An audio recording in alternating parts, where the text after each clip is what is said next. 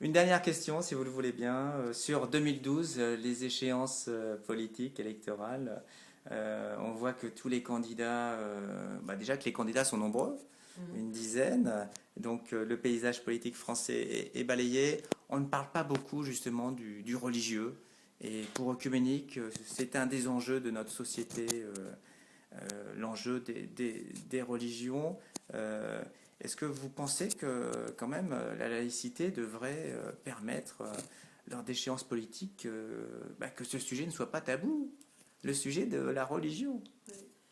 Bien sûr, la religion ne devrait jamais être un sujet tabou, et je pense que beaucoup de nos leaders dans les églises et dans le monde religieux insistent sur le fait qu'on a droit à prendre la parole publiquement, Mhm. tranquillement. Voilà, on a ce droit-là. Pour Je, exprimer sa religion, sa pour foi? exprimer aussi sa foi et sa religion. Ouais. Je pense que c'est pas un problème. Mais pour moi, très honnêtement, bon, moi je n'ai pas un vote dans cette élection française, je ne suis pas citoyenne de ce pays, même si j'aime beaucoup habiter ici.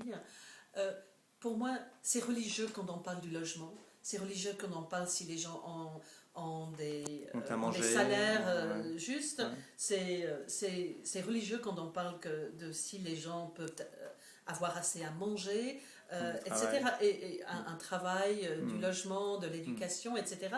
Et je pense que accès à ces choses-là est aussi, euh, ce sont aussi des sujets La famille. religieux. Voilà, la famille, Mhm. euh, toutes ces différentes Mm. choses sont pour moi euh, des sujets sur lesquels nos églises, nos différentes religions ont le droit de s'exprimer paisiblement, mais avec fermeté Avec aussi, fermeté. et avec conviction. Et parler des racines judéo-chrétiennes, ce n'est pas du passé pour vous, concernant la France, concernant l'Europe?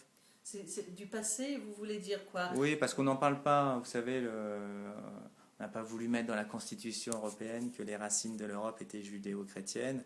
Donc est-ce que quelque part, c'est pas un peu hypocrite euh,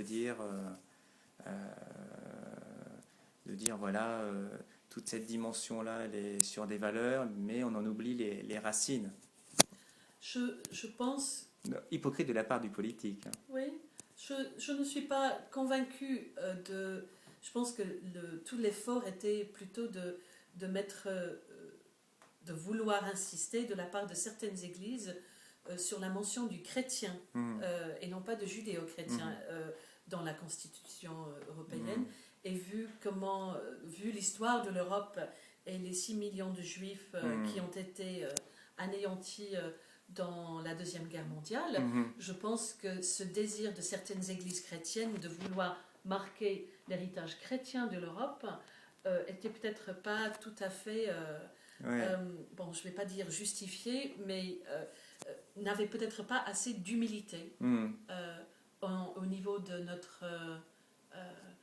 notre propre histoire De dans la la réalité. matière. Hein. Alors parlons de l'héritage des croyants, ce qui Mhm. réunira tout le monde. Mhm. Et je vous invite à venir de temps en temps, si vous le voulez bien, sur œcuménique.com et on fera certainement de jolis échanges. Merci beaucoup, Madame le Pasteur, Je vous en prie. et à bientôt. Merci.